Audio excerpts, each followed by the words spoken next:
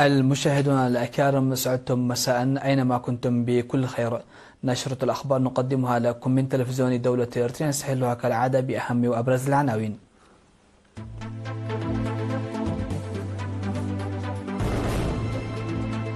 إدارة الإقليم الأوسط تنظم دورات مختلفة لموظفيها. فرع خدمات الرقابة الإقليمية في القاشبركة ينظم محاضرة عن الحجر الزراعي والحيواني. مكتب التعليم في إقليم عنسبة يعقد اجتماعا حول بحث سير تعليم الزمالة الصيفي. اتفاق إيراني أوروبي على موعد استئناف المحادثات النووية. مادورو يندد بنشر الولايات المتحدة سفنا حربية قبالة سواحل فنزويلا. ووفاة 15 شخصا جراء انهيار أرضي في غينيا.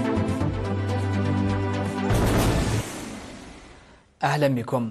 خرجت إدارة الإقليم الأوسط اليوم 23 من أغسطس 340 موظفا، من بينهم 124 موظفة بدورات مختلفة انتظمت منذ بداية شهر يونيو المنصرم.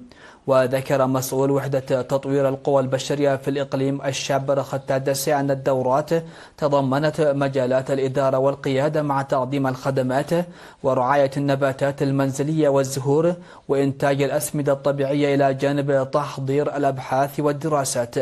وأوضح أن الهدف الأساسي من تنظيم هذه الدورات هو رفع الكفاءات وقدرات الموظفين من أجل تقديم خدمات متميزة ترقى بالتعامل الإداري والتواصل الرسمي مع المستفيدين من الخدمات الاجتماعية.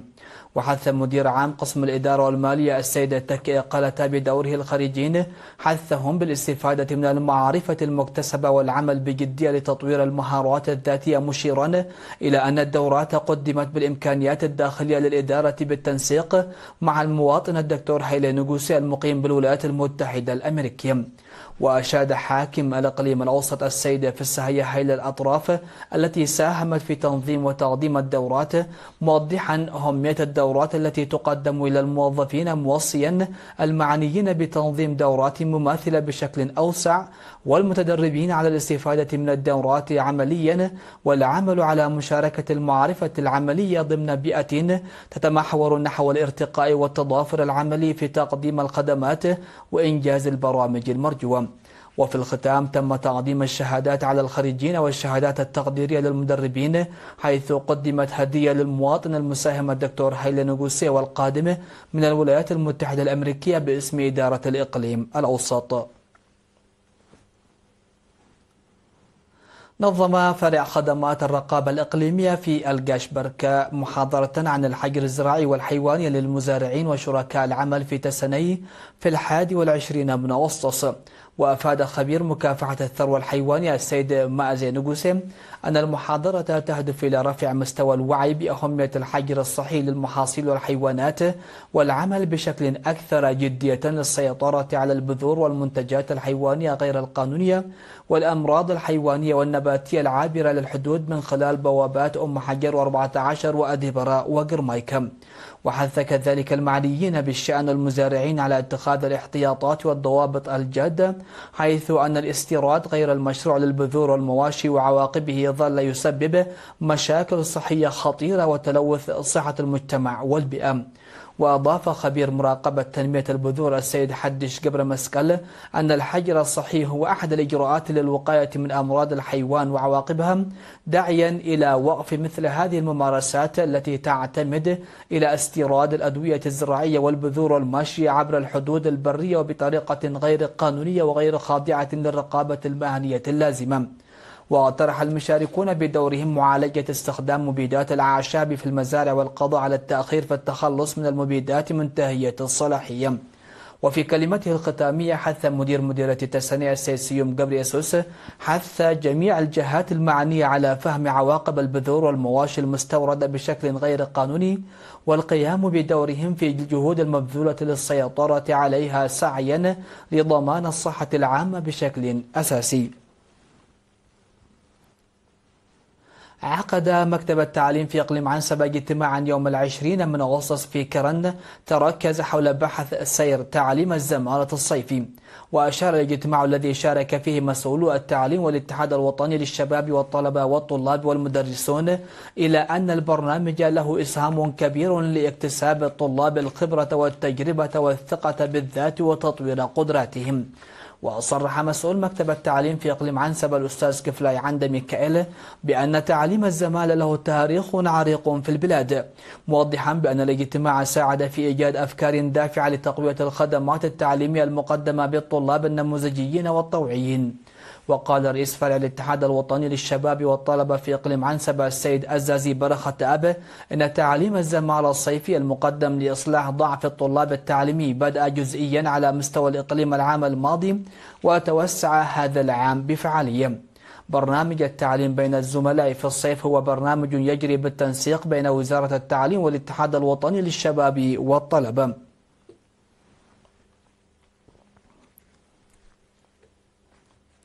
فاصل قصير من ثم نعود لمتابعة الأنباء على الصعيد العالمي.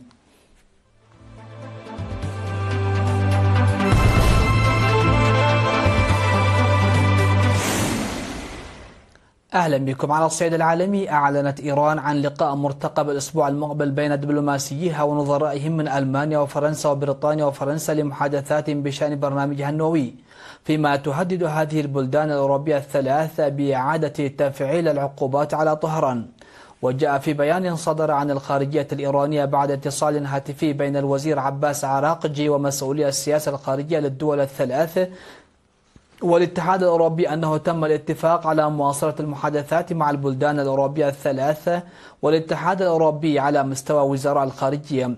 وأفادت وسائل إعلام رسمية إيرانية بأنه تم الاتفاق بأن يواصل نواب وزراء الخارجية المحادثات.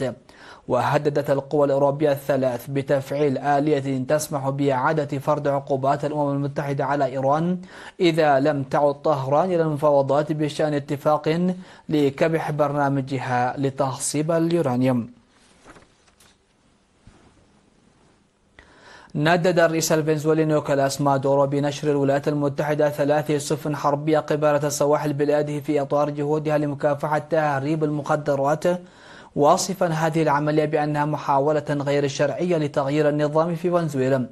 وعززت إدارة الرئيس دونالد ترامب ضغوطاتها على مادورو بمضاعفة المكافأة المالية المرصودة لمن يساعد في القبض عليه بتهم تهريب مخدرات إلى 50 مليون دولار. وفي عام 2020 وخلال فترة ولاية ترامب الأولى، وجهت محكمة فيدرالية إلى مادورو ومسؤولين فنزويليين رفيعي المستوى تهما عدة منها المشاركة في مؤامرة إرهاب ومخدرات. وصرح مادورو هذا الأسبوع بأنه سينشر 4.5 مليون عنصر من الميليشيات في جميع أنحاء فنزويلا ردا على التهديدات الأمريكية، داعيا إلى الخروج في مسيرات في نهاية الأسبوع للتنديد بواشنطن. لقي 15 شخصا على الأقل مصرعهم وأصيب 5 آخرون جراء انهيار أرضي في بلدة مانيا بضواحي العاصمة الغينية كوناكري بعد هطول أمطار غزيرة. وأعلنت الوكالة الوطنية لإدارة الطوارئ والكوارث الإنسانية أن الجرحى تم نقلهم إلى مستشفى بمدينة كويا المجاورة، وتقوم الحماية المدنية بمساندة السكان في عمليات البحث عن ناجين وضحايا آخرين تحت الأنقاض. وقال المدير العام لوكالة الطوارئ إن السكان استقروا في مناطق غير آمنة، مما زاد من تفاقم الوضع تحت تأثير الأمطار الغزيرة، وهناك نحو 20 منزلا لا يزال مطمورا تحت التراب. تجدر الإشارة إلى أن الانزلاقات الأرضية شائعة في غينيا خلال موسم الأمطار من يونيو إلى سبتمبر، ويرتبط ذلك بالتوسع العمراني غير المنضبط.